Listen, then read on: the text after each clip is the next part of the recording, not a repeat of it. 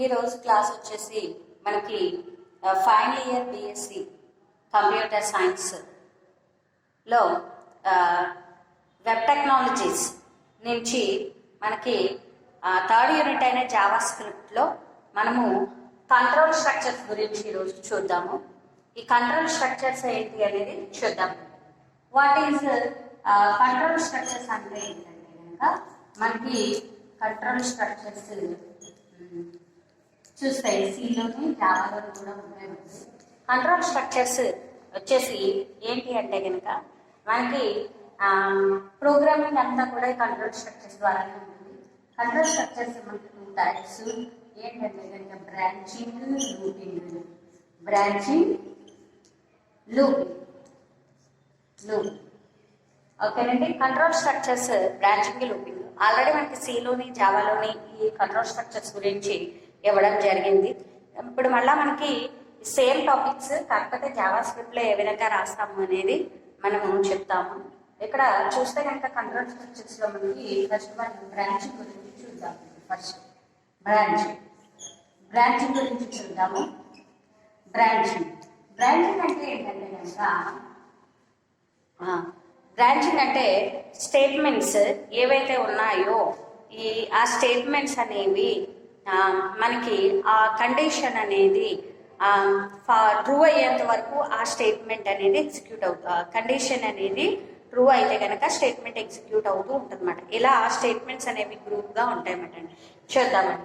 ఇప్పుడు బ్రాంచింగ్లో మనకి ఏమొస్తాయంటే decision making and బ్రాంచింగ్లో మనకి ఏమొస్తాయంటే కనుక ఇఫ్ స్టేట్మెంట్ వస్తుంది, ఇఫ్ స్టేట్మెంట్స్ వస్తాయి.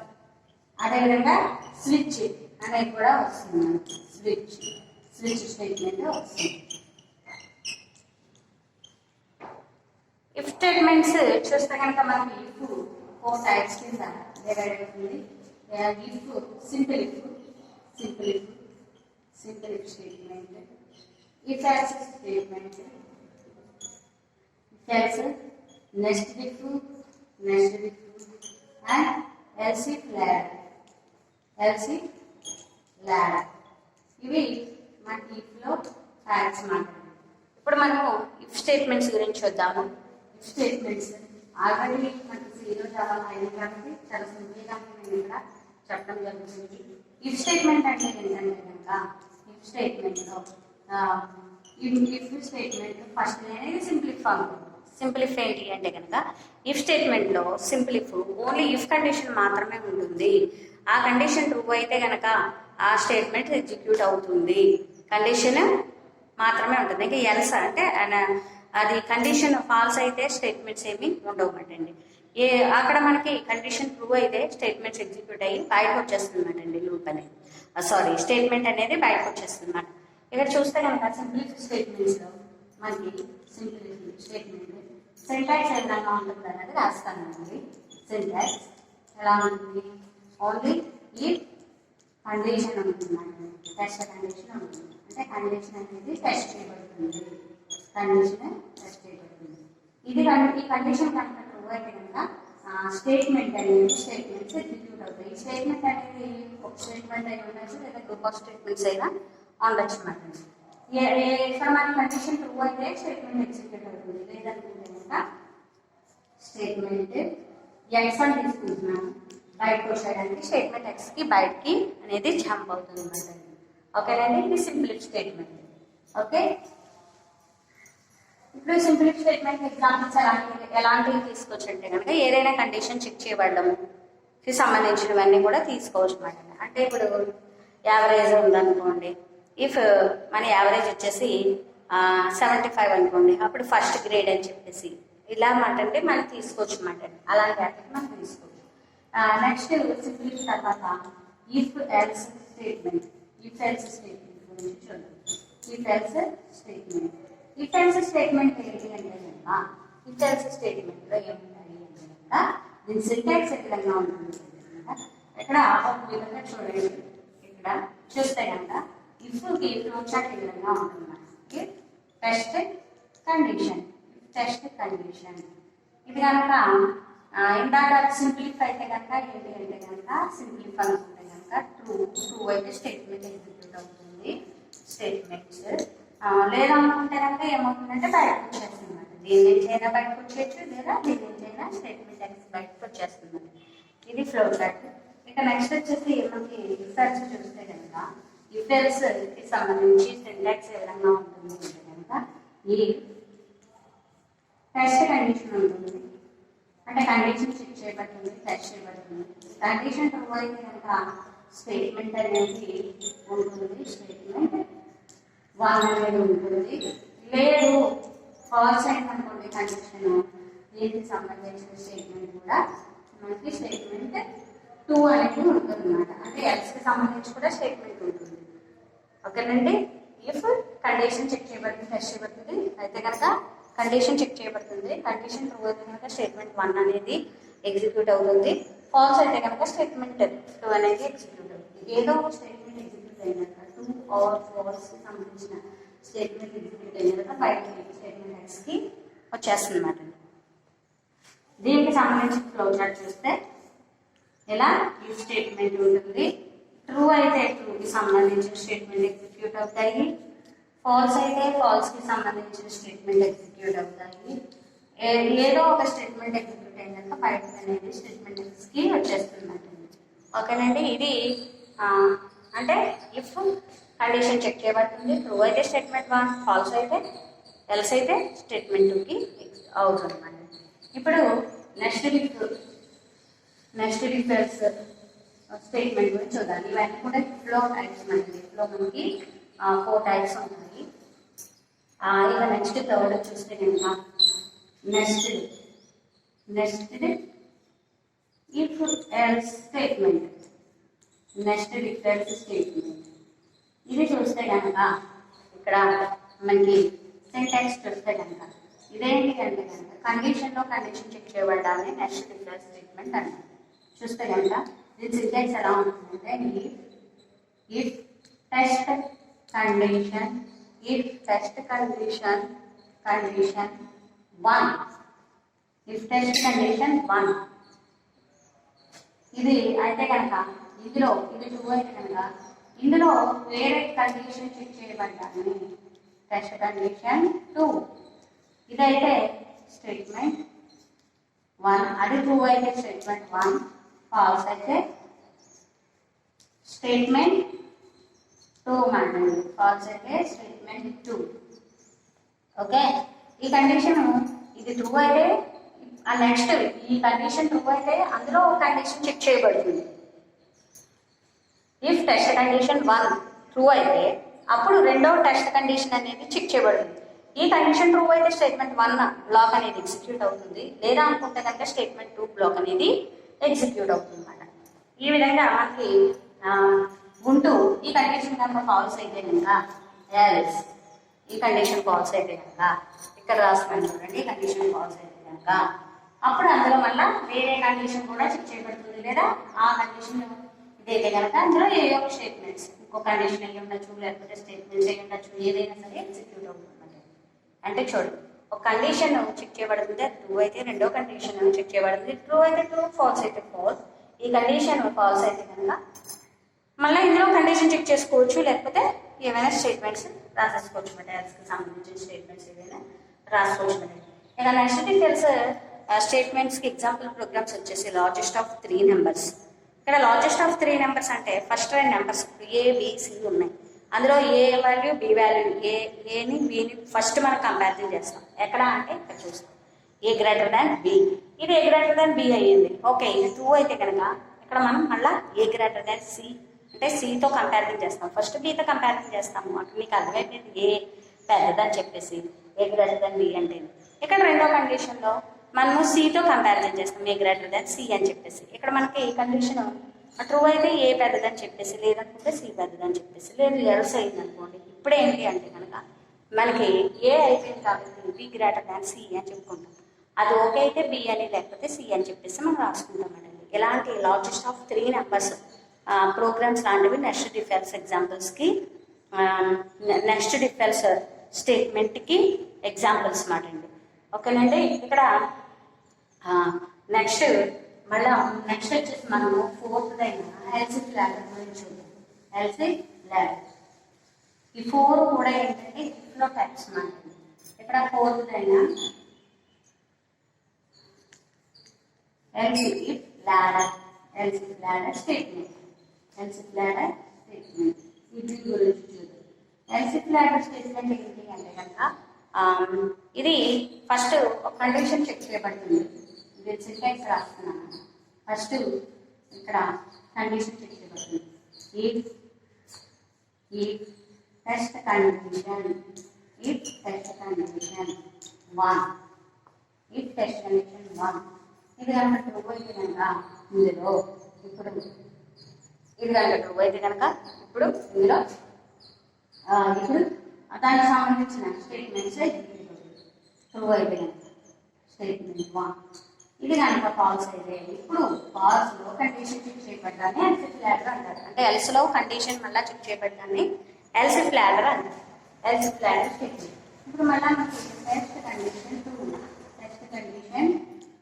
2 కండిషన్ 2 అనేది ఎగ్జిక్యూట్ అవుతుంది. ఇది ట్రూ అయితే కనుక స్టేట్మెంట్ నెక్స్ట్ దీనికి సంబంధించిన స్టేట్మెంట్ ఎగ్జిక్యూట్ అవుతుంది.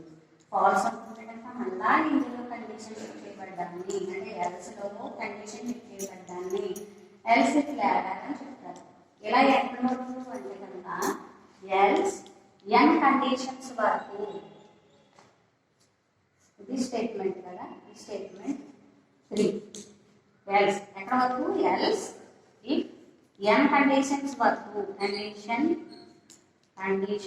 n కండిషన్స్ వరకు జరుగుతుంది మన స్టేట్మెంట్ n.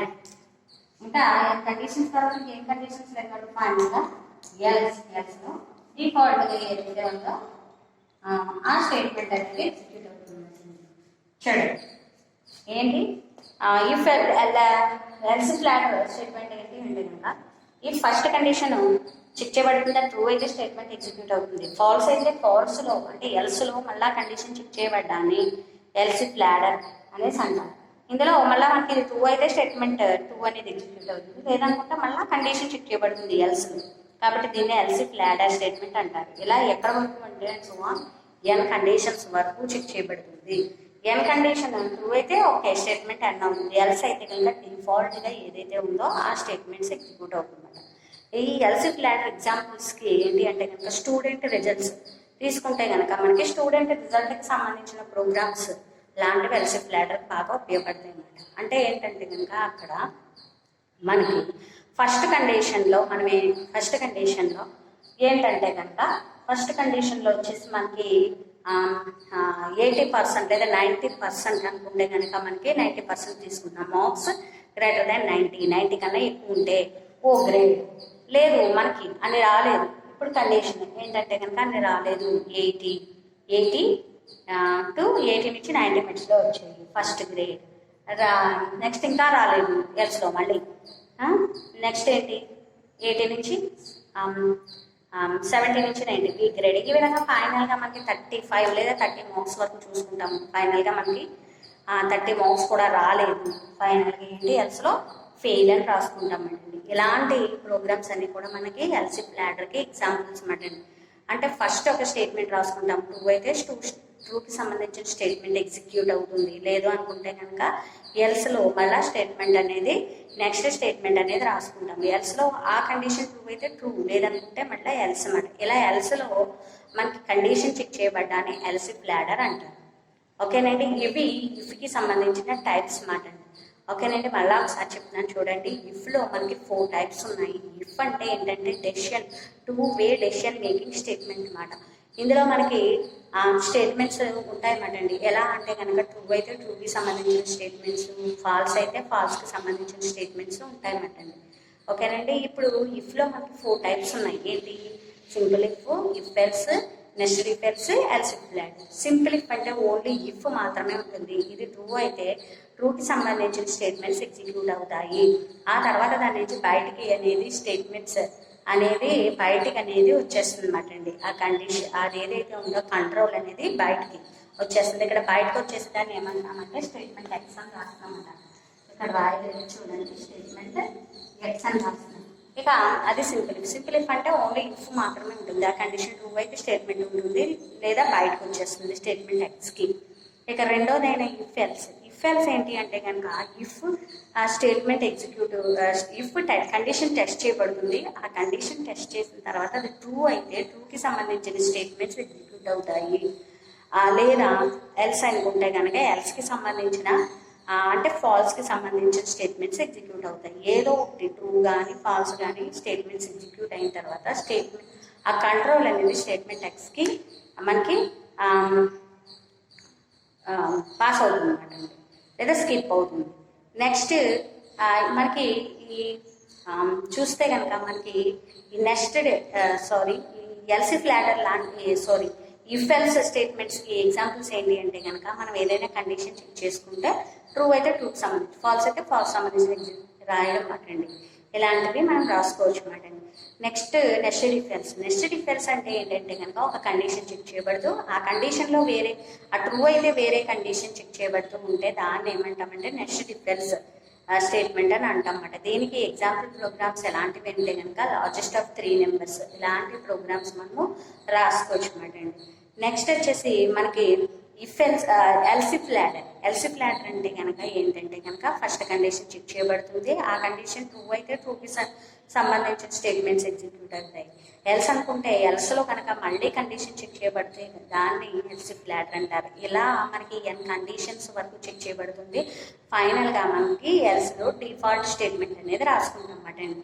దీనికి ఎగ్జాంపుల్ ప్రోగ్రామ్స్ ఏంటంటే కనుక స్టూడెంట్ ఇన్ఫర్మేషన్ లాంటివి అన్నమాట. అంటే స్టూడెంట్ మార్క్స్ లేదా గ్రేడ్కి సంబంధించిన ప్రోగ్రామ్స్ అన్ని కూడా మనం ఎల్సీ ఫ్లాటర్ ప్రోగ్రామ్స్ కింద రాసుకోవచ్చు అన్నమాట అండి. ఇప్పుడు ఇఫ్ అయ్యింది. ఇక నెక్స్ట్ రెండోది ఉంది, అదేంటి అంటే కనుక మనకి స్విచ్ స్టేట్మెంట్ అన్నమాట అండి. స్విచ్ స్టేట్మెంట్ దీని గురించి ఇప్పుడు నేను రాస్తాను. చదువు switch statement. Switch statement. Switch statement ఏంటి అంటే కనుక మనకి స్విచ్ స్టేట్మెంట్ ఏంటంటే కనుక చూస్తే కనుక స్విచ్లో కొన్ని కేసెస్ ఉంటాయి అన్నమాట అండి. ఇక్కడ మనకి స్విచ్ ఎక్స్ప్రెషన్ ఉంటుంది, కొన్ని కేసెస్ ఉంటాయి. ఇప్పుడు ఆ ఎక్స్ప్రెషన్ ఏ కేసుకి అయితే మ్యాచ్ అవుతుందో ఆ కేసుకి సంబంధించిన బ్లాక్ అనేది ఎగ్జిక్యూట్ అవ్వడం జరుగుతుంది. అక్కడతో అది బ్రేక్ అయిపోవడం జరుగుతుంది అన్నమాట అండి. ఇక్కడ చూస్తే కనుక మనకి ఇఫ్ చూస్తే 2 వే డెసిషన్ మేకింగ్ స్టేట్మెంట్ అయితే కనుక మనకి స్విచ్ అనేది ఏంటంటే కనుక multi way decision making statements అన్నమాట అండి.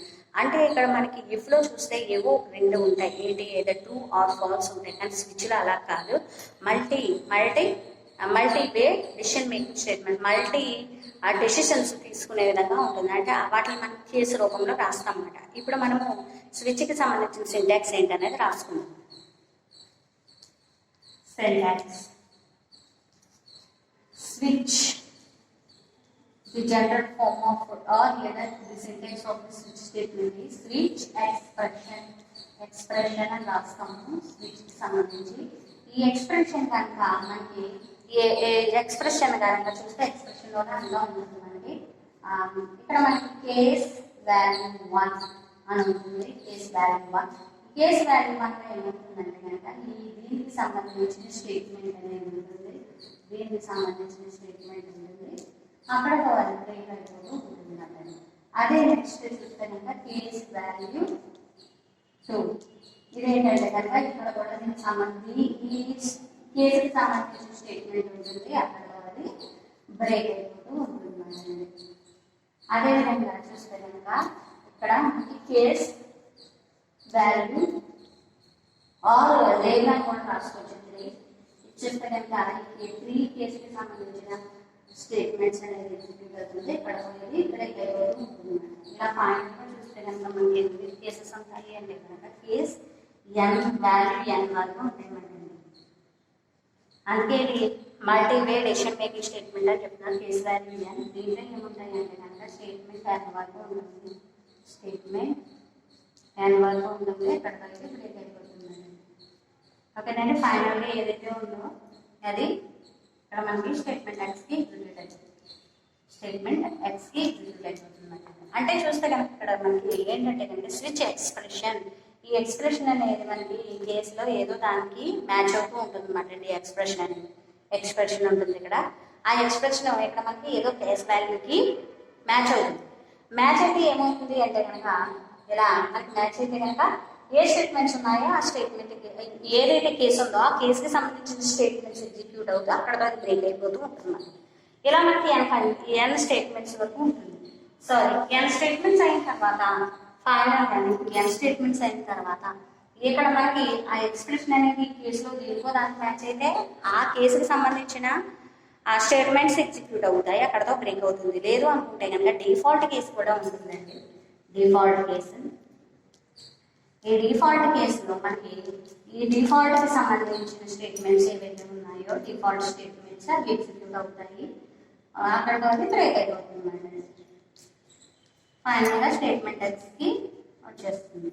ఓకే, చూడండి ఇక్కడ ఏంటంటే కనుక స్విచ్ అనేది మల్టీవే డెసిషన్ మేకింగ్ స్టేట్మెంట్స్. అది ఇలా కేసు రూపంలో ఉంటాయి. Case 1, case 2, case 3 and so on case n వరకు ఉంటాయి మాట.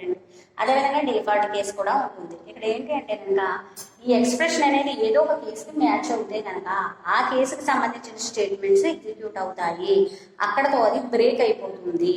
లేదు అనుకుంటే కనుక ఇక్కడ మనకి ఈ ఎక్స్ప్రెషన్ వచ్చేసి కేసులో దేనికి మ్యాచ్ అవ్వలేదు అనుకోండి, అప్పుడు డిఫాల్ట్ కేసు ఏదైతే ఉందో అది ఎగ్జిక్యూట్ అవుతుంది అన్నమాట అండి. ఓకే అండి, డిఫాల్ట్ కేసు ఎగ్జిక్యూట్ అవుతుంది. ఇక్కడ మనం ఒక ఫ్లో చార్ట్ వేసుకుందాము, స్విచ్కి సంబంధించి ఫ్లో చార్ట్ వేసుకుందాము. ఇది నేను కొంచెం మ్యారేజ్ చేస్తున్నాను. చూడండి, డిఫాల్ట్ మనం ఈ స్విచ్కి సంబంధించిన ఒక ఫ్లో చార్ట్ వేసుకుని చూద్దాము, అక్కడ మీకు బాగా అర్థమవుతుంది. ఇక్కడ చూస్తే కనుక మనకి స్విచ్ ఎక్స్ప్రెషన్ ఓకేనండి. ఈ స్విచ్ ఎక్స్ప్రెషన్ అయిన తర్వాత చూస్తే కనుక మనకి ఇవన్నీ ఏంటి అంటే కనుక చూస్తే కనుక కేస్ 1, ఇది కేస్ 1, ఇది కేస్ 2, ఇది కేస్ 2, ఇది కేస్ 3. ఓకే అండి, ఇలా final and so on case అనుకుంటూ డిఫాల్ట్ కేసు అన్నమాట. ఇది డిఫాల్ట్ కేసు, ఇది కేస్ 1కి సంబంధించిన స్టేట్మెంట్స్, ఇది కేస్ 2కి సంబంధించిన స్టేట్మెంట్, ఇది కేసు అనేది, ఇది కేసు డిఫాల్ట్ కేసు. ఏదైతే ఉందో అది మనకి చూస్తే కనుక ఫైనల్గా ఏదో ఒక కేసు అనేది ఎగ్జిక్యూట్ అవుతూ ఉంటుంది. లేదా ఫైనల్గా ఏదైతే స్టేట్మెంట్ ఎక్స్ అక్కడ రాస్తానంటే స్టేట్మెంట్ ఎక్స్ అనేది ఉంటుంది. ఓకేనండి, చూస్తే కనుక దీని ఫ్లో చార్ట్ ఈ విధంగా స్విచ్ ఎక్స్ప్రెషన్ కేస్ 1 అయితే కేస్ 1, ఈ ఎక్స్ప్రెషన్ కేస్ 1కి సంబంధించింది అనుకోండి, అది ఎగ్జిక్యూట్ అయి బ్రేక్ అయిపోతుంది. ఇది 2 అనుకోండి, 2కి సంబంధించి అండ్ సో ఆన్ ఎన్ వరకు కేసులు ఏవైతే ఉన్నాయో ఆ ఎన్ వరకు ఏ కేసు మ్యాచ్ అయితే ఆ కేసుకి సంబంధించిన స్టేట్మెంట్ ఎగ్జిక్యూట్ అయితే అక్కడతో బ్రేక్ అయిపోతుంది. ఫైనల్గా మనకి ఏది కూడా మ్యాచ్ అవ్వలేదు అంటే డిఫాల్ట్ కేసు అనేది ఎగ్జిక్యూట్ అవుతుంది అన్నమాట. ఏదో ఒక కేసు ఎగ్జిక్యూట్ అయిన తర్వాత ఆ కంట్రోల్ అనేది స్టేట్మెంట్ ఎక్స్కి పాస్ అవుతుంది అన్నమాట అండి. ఓకేనండి, ఇది స్విచ్కి సంబంధించి. ఇప్పుడు స్విచ్కి సంబంధించిన ప్రోగ్రామ్స్ ఎలాంటివి అంటే కనుక చూస్తే కనుక మనకి మల్టీవే డెసిషన్ మేకింగ్ స్టేట్మెంట్ కాబట్టి ఏదైనా ఆపరేషన్స్, ఇప్పుడు అర్థమెటిక్ ఆపరేషన్స్ ఉన్నాయి. అర్థమెటిక్ ఆపరేషన్స్లో ఒక్కొక్క కేసులోనూ ఒక్కొక్క ఆపరేషన్ అంటే ఎడిషన్ ఒకటి, సబ్ట్రాక్షన్ ఒకటి, మల్టిప్లికేషన్ ఒకటి, డివిజన్ ఒకటి, మాడ్యులో డివిజన్ ఒకటి. ఈ విధంగా మనము ఒక్కొక్క కేసులోని ఒక్క దానికి సంబంధించిన ఆపరేషన్ రాసుకుంటున్నాం అర్థమెటిక్ ఆపరేషన్స్. ఓకేనంటే ఫైనల్గా మనం ఏదో ఒక డిఫాల్ట్ రాంగ్ ఇన్పుట్ అని చెప్పేసి రాసుకున్నాం. ఇప్పుడు మనకి కేసు 1 అన్నాం అనుకోండి, కేసు 1 ఎక్స్ప్రెషన్లో స్విచ్ ఎక్స్ప్రెషన్లో మనకి కేసు 1 అన్నాం అనుకోండి, అప్పుడు ఎడిషన్ ఆఫ్ 2 నెంబర్స్ సంబంధించి ఎగ్జిక్యూట్ అవుతుంది.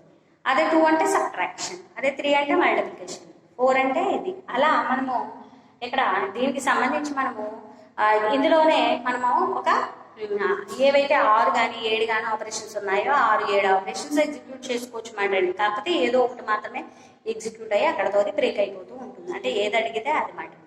ఓకేనండి, ఇక చూస్తే కనుక ఇంకా ఎలాంటి ప్రోగ్రామ్స్ అంటే ఇప్పుడు ఒక వీక్కి సంబంధించిన రిజల్ట్ అనేది చూసుకోవచ్చు అన్నమాట. కేసు 1లో సండే, 2లో మండే, ఇలా మనం 7 వరకు సాటర్డే వరకు రాసుకోవచ్చు. ఫైనల్గా 3 అని రాసుకోవచ్చు అన్నమాట డిఫాల్ట్. ఓకేనండి, ఏది అడిగితే అది ఆ వాల్యూ అనేది మనకు అక్కడ ఆ కేసుకి సంబంధించిన రిజల్ట్ అనేది లేదా స్టేట్మెంట్ అనేది ఎగ్జిక్యూట్ అవుతూ ఉంటుంది అన్నమాట. ఓకేనండి, ఇది స్విచ్కి సంబంధించిన ఇది మాట అండి, అంటే స్విచ్కి సంబంధించిన ప్రోగ్రామ్స్. ఇక థర్డ్ ఇంకొకటి ఉంది ఏంటంటే కనుక దాన్ని కండిషనల్ ఆపరేటర్ స్టేట్మెంట్ అంటారు. ఇది ఆపరేటర్ అన్నమాట అండి. కండిషనల్ ఆపరేటర్ అనేది ఆపరేటర్స్లో చెప్పుకుంటాము, కానీ మనకి ఇక్కడ బ్రాంచింగ్ స్టేట్మెంట్స్ అంటే కనుక ఇఫ్ స్విచ్తో పాటుగా కండిషనల్ ఆపరేటర్ స్టేట్మెంట్ కూడా రాయవలసి ఉంటుంది అన్నమాట అండి. ఇప్పుడు మన కండిషనల్ ఆపరేటర్ గురించి కూడా చెప్పుకుందాము, దాని సింటాక్స్ ఏ విధంగా ఉంటుంది అనేది. ఓకేనండి.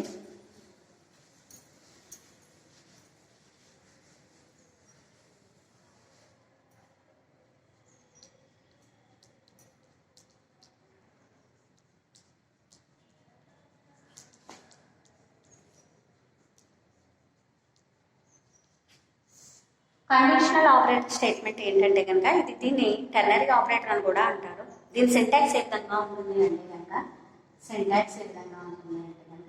Expression 1 question mark, expression 2 colon, expression 3 అనేది ఇది కండిషనల్ ఆపరేటర్ స్టేట్మెంట్ ఈ విధంగా ఉంటుంది. Expression 1 question mark, expression 2 colon, expression 3 అని ఉంటుంది. ఇక్కడ చూస్తే ఎక్స్ప్రెషన్ 1 వచ్చేసి ఏంటంటే దానికి ఎక్స్ప్రెషన్ 1 అనేది ఇది టెస్ట్ కండిషన్ అనేది కండిషన్ చెక్ చేయబడుతుంది. ఎక్స్ప్రెషన్ 1లో